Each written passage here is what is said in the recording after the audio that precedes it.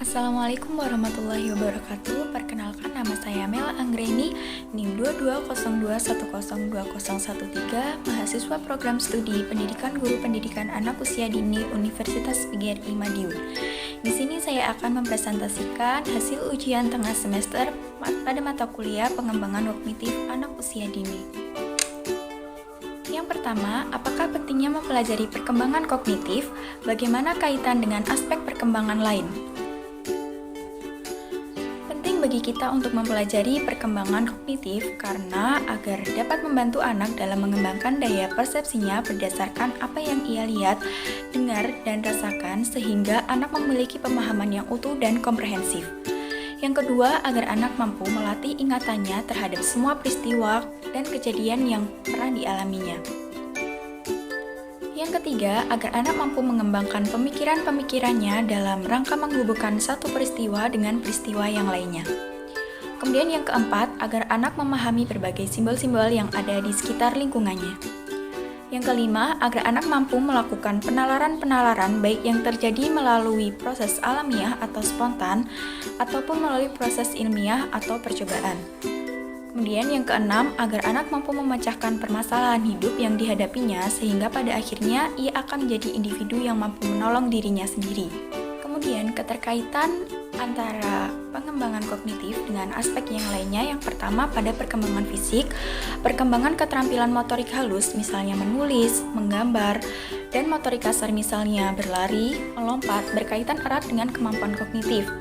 Anak yang memiliki koordinasi motorik yang baik cenderung lebih mudah dalam kegiatan belajar yang melibatkan keterampilan ini, seperti menulis atau menggunakan alat peraga. Pada perkembangan bahasa dan kognitif saling mempengaruhi. Kemampuan bahasa yang baik dapat memperkaya kemampuan berpikir dan sebaliknya. Perkembangan kognitif yang baik dapat memfasilitasi perkembangan bahasa yang lebih kompleks.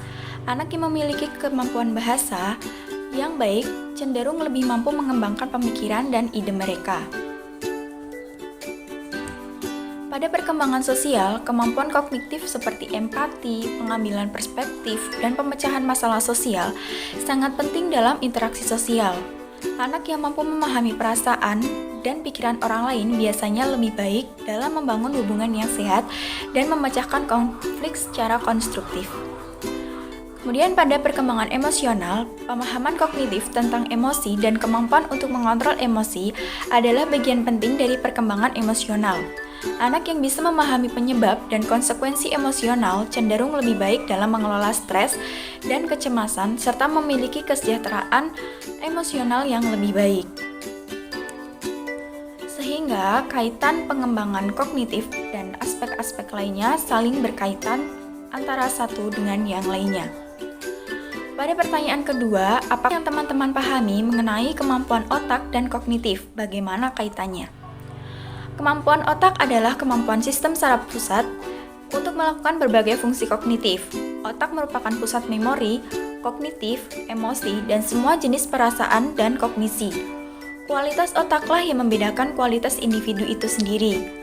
Otak manusia memiliki kemampuan yang luar biasa untuk memproses berbagai jenis informasi dari lingkungan eksternal dan internal, serta menghasilkan respon yang sesuai.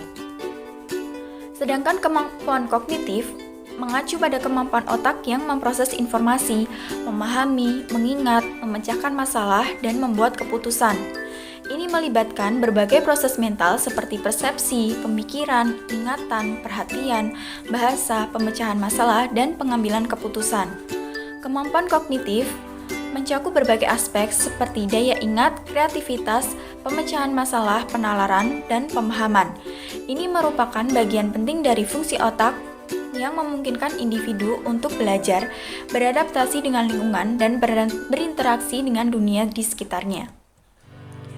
Kaitan kemampuan otak dan kognitif yaitu kemampuan otak mempengaruhi kemampuan kognitif karena otak bertanggung jawab untuk mengatur struktur, koneksi, dan aktivitas neuron yang mendukung berbagai fungsi kognitif.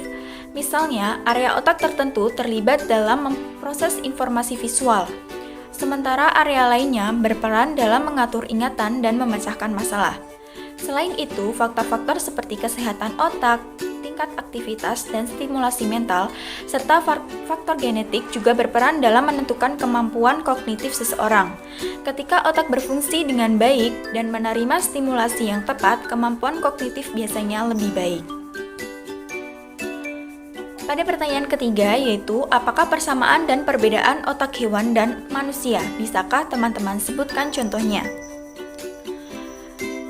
Persamaan otak hewan dan otak manusia, yaitu otak manusia dan otak hewan memiliki banyak kesamaan. Antara lain, adanya jaringan saraf yang kompleks dan kemampuan memproses informasi serta merespon rangsangan. Otak manusia dan hewan juga memiliki struktur yang serupa, seperti otak besar, otak kecil, dan batang otak. Selain itu, otak manusia dan hewan memiliki kemampuan untuk belajar dan beradaptasi dengan situasi baru. Sedangkan perbedaannya yaitu salah satu perbedaan utama antara otak manusia dan otak hewan adalah ukuran dan kompleksitas korteks serebral yang bertanggung jawab atas fungsi kognitif tingkat lanjut seperti bahasa dan pemikiran abstrak. Contohnya yaitu anjing.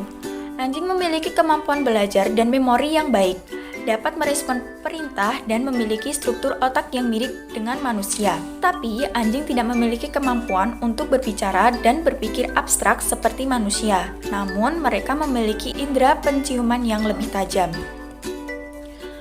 Untuk pertanyaan keempat, yaitu sebutkan tahap perkembangan kognitif dalam teori Piaget. Sebutkan ciri atau karakteristik tiap tahapan tersebut.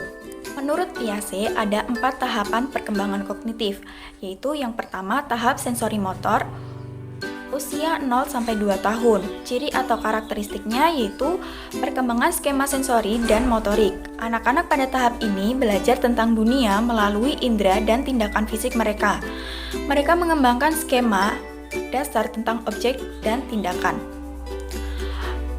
Kemudian ciri selanjutnya yaitu permanensi objek. Salah satu pencapaian penting dalam tahap ini adalah pemahaman bahwa objek tetap ada meskipun tidak terlihat. Sebelum pencapaian ini, anak mungkin berpikir bahwa objek hilang dari pandangan benar-benar hilang. Yang ketiga, eksplorasi aktif. Bayi mulai mengeksplorasi lingkungan mereka melalui meraih, menggenggam, menghisap, dan menggigit objek. Kemudian tahap yang kedua yaitu tahap praoperasional usia 2-7 tahun dengan ciri atau karakteristik sebagai berikut. Yang pertama yaitu egosentris. Anak-anak pada tahap ini cenderung sulit untuk melihat perspektif orang lain. Mereka berpikir bahwa semua orang melihat dunia seperti yang mereka lihat. Kemudian permainan simbolik. Anak mulai menggunakan simbol seperti kata-kata dan gambar untuk mewakili objek dan pengalaman. Mereka menikmati bermain pura-pura dan imajinatif.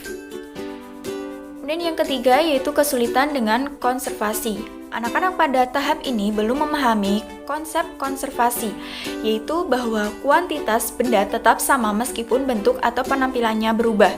Misalnya, mereka mungkin berpikir bahwa air dalam gelas tinggi lebih banyak daripada air yang sama dalam gelas pendek. Dan yang keempat yaitu animisme. Anak-anak cenderung menganggap benda mati memiliki perasaan dan niat seperti manusia.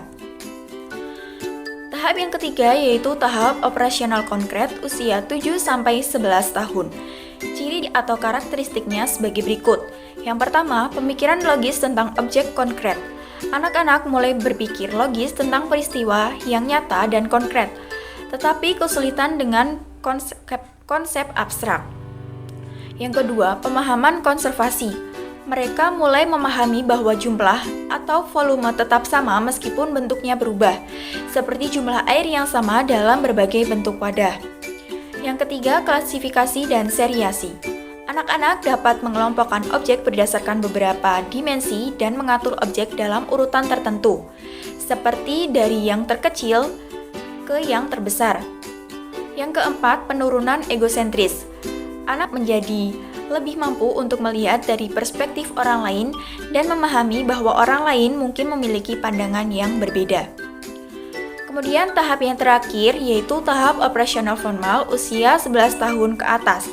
Ciri atau karakteristiknya sebagai berikut. Yang pertama, pemikiran abstrak dan hipotesis. Anak-anak mulai berpikir secara abstrak, logis, dan sistematis. Mereka mampu memahami konsep hipotesis dan memikirkan kemungkinan yang berbeda. Yang kedua, pemecahan masalah sistematis. Mereka dapat merencanakan dan melakukan eksperimen dalam pemikiran mereka untuk memecahkan masalah yang kompleks. Yang ketiga, penalaran deduktif. Anak-anak mampu menggunakan penalaran deduktif untuk membuat kesimpulan dari premis umum ke kasus khusus. Kemudian yang keempat, refleksi diri dan identitas. Remaja mulai mengembangkan kesadaran diri yang lebih besar dan mempertanyakan identitas serta tujuan hidup mereka. Itulah yang dapat saya sampaikan. Mohon maaf bila ada kesalahan. Wassalamualaikum warahmatullahi wabarakatuh.